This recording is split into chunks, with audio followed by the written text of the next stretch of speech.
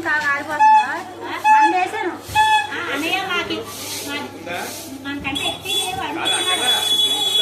ఇప్పుడు ఇల్లాడే వేసి కరెంట్ వచ్చారు రాలేదు కిందకి రాలేదు